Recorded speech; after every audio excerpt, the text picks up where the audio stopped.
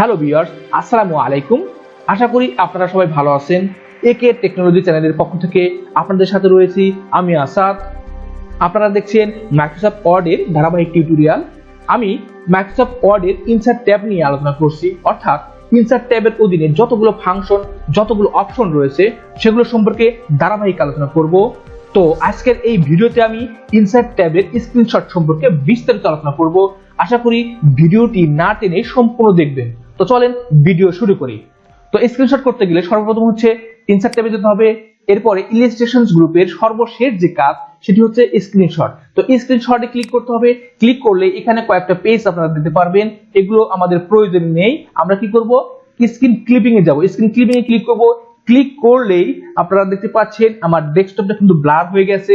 তো এখান থেকে আমি ড্র্যাগ করে, অর্থাৎ আমার প্রয়োজনটুকু কি করব, স্ক্রিনশট করব। ধরেন আমরা এখানে আমাদের কয়েকটা আইকন নিব, যেমন আমি এখান থেকে ডেস্কটপ আইকনটুকু নিচ্ছি। জাস্ট ক্লিক করলেই আমাদের কিন্তু ডকুমেন্টে আমার ছবি আকারে কিন্তু সেটা চলে আসছে। তো স্ক্রিনশটটা কিন্তু পিকচার আকারে চলে আসছে। এখন পিকচার আকারে যখন চলে আসলো, এখানে আপনারা দেখতে পাচ্ছেন একটা ট্যাব আছে, নাম হচ্ছে ফরম্যাট। তো এই ফরম্যাট দিয়ে কিন্তু আমরা এই ছবিটাকে বা পিকচারটাকে বা স্ক্রিনশটটাকে কি করব, মডিফাই করব। তো এই ফরম্যাট সম্পর্কে ইতিপূর্বে আমার পিকচারের একটা ভিডিও আছে, আপনারা চাইলে সেই ভিডিওটা দেখে আসতে পারেন। তো আমি ফরম্যাট ট্যাব নিয়ে আর বিস্তারিত আলোচনা করতেছি না। তো যেটা না করলেই নয় সেটি হচ্ছে র‍্যাপ টেক্সট দিতে হবে, ইন ফ্রন্ট অফ টেক্সট বা বিহাইন্ড টেক্সট, এই দুটার মধ্যে যে কোনো একটা ক্লিক করতে হবে। তা না হলে আমরা এইভাবে সঠিকভাবে মুভ করতে পারবো না।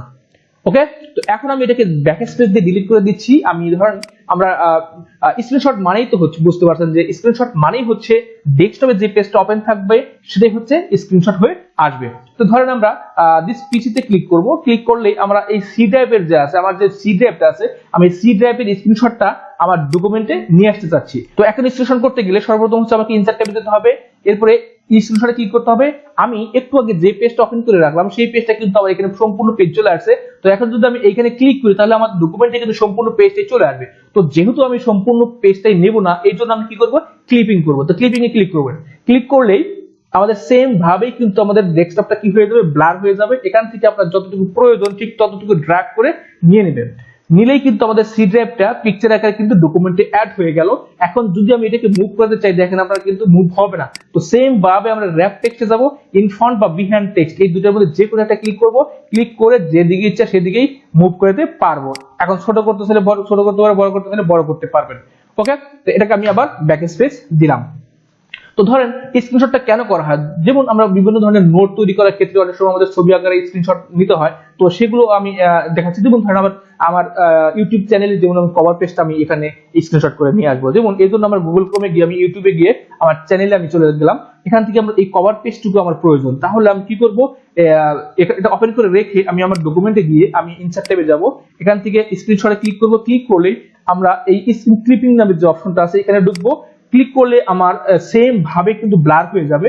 এখন আমার যতটুকু প্রয়োজন ঠিক ততটুকু ড্র্যাগ করে আমি আমার ডকুমেন্টে নিয়ে আসলাম। তো নিয়ে আসার পরে কিন্তু আমি চাইলে এখন কিন্তু এটাকে আমি মুভ করতে পারবো না। আমরা কিন্তু এখানে কি করব, র‍্যাপ করব এবং এখানে ইন ফ্রন্ট অফ টেক্সট করব। তারপরে আমাদের যে ধরনের কাজ করা প্রয়োজন সেগুলো করতে পারবো এবং এখান থেকে চাইলে আপনি যে কোনো স্টাইল ইউজ করতে পারবেন। তো এইভাবে কিন্তু আমরা আমাদের স্ক্রিনশট করে ডকুমেন্টে নিয়ে আসতে পারি। স্ক্রিনশট যদি আমরা কিবোর্ড দিয়ে করতে চাই তাহলে কিবোর্ডে আপনারা একটা বাটন দেখতে পারবেন, সেটা হচ্ছে প্রিন্ট স্ক্রিন। তো প্রিন্ট স্ক্রিনে প্রেস করবেন এবং কিবোর্ড দিয়ে কন্ট্রোল ভি প্রেস করবেন। করলেই আমাদের এই ছবিটা কিন্তু, অর্থাৎ রিসেন্ট যে পেজটা আছে, রিসেন্ট যে ডকুমেন্টটা আছে সেটা কিন্তু স্ক্রিনশট হয়ে ডকুমেন্টে পিকচার আকারে শো করতেছে। তো এখন আমার সেম এখানে যে কাজটা ফরম্যাট থেকে র‍্যাপ টেক্সট করে ইন ফ্রন্ট অফ টেক্সট করে তারপরে আপনি আপনার কাজগুলো করতে পারবেন। তো ওকে, এটা গেল হচ্ছে কি আমরা ডকুমেন্টে কিভাবে স্ক্রিনশট করে নিয়ে আসতে পারি। এরপর হচ্ছে ধরেন আমরা যদি কোনো সময় স্ক্রিনশট করি, সেটা যদি ছবি আকারে প্রকাশ করতে চাই বা শুধু পিকচার আকারে থাকবে, তাহলে কিন্তু আমাদের এই স্ক্রিনশট করলে কিন্তু হবে না। এখানে যে আপনারা স্ক্রিনশট করলেন এটা কিন্তু শুধু একমাত্র ডকুমেন্টে কিন্তু হবে। তো আমরা যদি শুধু ছবি আকারে ডকুমেন্টে স্ক্রিনশট করে নিয়ে আসতে চাই তাহলে আপনাদের একটা টুল ইউজ করতে হবে, সেটির নাম হচ্ছে স্নিপিং টুল। তো আপনি যদি উইন্ডোজ 10 ইউজার হন তাহলে এই সার্চ বারে এসে আপনি শুধু লিখবেন হচ্ছে SNI, দিলেই কিন্তু আমাদের এই স্নিপিং টুলটা কিন্তু চলে আসবে। তো আপনি যদি উইন্ডোজ 7 ইউজার হন তাহলে স্টার্ট বাটনে ক্লিক করবেন। ক্লিক করলেই কিন্তু আপনাদের সামনে স্নিপিং টুলটা চলে আসবে। তো আমি যেহেতু উইন্ডোজ 10 ইউজার, এই জন্য আমরা এখানে সার্চ করব, এবং যেহেতু একটু আগে আমি সার্চ করছি এই জন্য রিসেন্টলি কিন্তু এটা চলে আসছে। তো আমি জাস্ট শুধু স্নিপিং টুলে ক্লিক করব। ক্লিক করলেই যে ডায়লগ বক্সটা আসবে এখান থেকে আপনারা কি করবেন, নিউতে ক্লিক করবেন। নিউতে ক্লিক করার পর আমরা স্ক্রিনশটের সময় দেখেছিলাম যে স্ক্রিনশটে ক্লিক করলে কিন্তু আমার ডেস্কটপটা কিন্তু ব্লার হয়ে যায়। তো এখানেও সেম ব্লার হয়ে গেছে। এখন আমার ড্র্যাগ করে কতটুকু অংশ আমি স্ক্রিনশট করব ঠিক ততটুকুই ড্র্যাগ করব। যেমন আমি এতটুকু ড্র্যাগ করে রাখলাম। তো এখন আপনারা দেখতে পাচ্ছেন এটা কিন্তু আমার ছবি আকারে আছে। এখন এটাকে আমাকে সেভ করতে হবে। তো সেভ করার জন্য আমরা ফাইলে ক্লিক করব, এরপরে সেভ অ্যাজ এ ক্লিক করব। ক্লিক করলেই আমরা ফাইলটা কোথায় সেভ করব সেই ডায়লগ বক্সটা আসবে। এখানে আমরা শুধু নাম দিলাম হচ্ছে যেমন পিক, এবং আমি এখানে কি দেব, সেভ। আমরা তাহলে এখান থেকে যে কোনো ফরম্যাটে দিতে পারেন, যেমন আমি জেপিইজি আকারে রাখলাম, দেন সেভ। এখন কিন্তু আপনারা দেখতে পাচ্ছেন আমার ডেস্কটপে কিন্তু এই ফাইলটা জেপিইজি আকারে চলে আসছে। এখন যদি আমি এইটাকে ডকুমেন্টে নিতে চাই, কয়েকভাবে নিতে পারবো। এটা টেনে জাস্ট শুধু এখানে এনে আমরা ডকুমেন্টে ছেড়ে দেবো। তাহলে আপনারা দেখতে পাচ্ছেন যে আমার সেই স্ক্রিনশট মানে সেই ছবিটা কিন্তু আমার ডকুমেন্টে চলে আসছে। এখন আপনার যে কাজ, ফরম্যাট থেকে র‍্যাপ টেক্সট গিয়ে ইন ফ্রন্ট অফ টেক্সট করে তারপরে যা করা আপনারা করে নিতে পারবেন। তো এইভাবে কিন্তু আমরা আমাদের স্ক্রিনশট গুলো দিয়ে থাকি।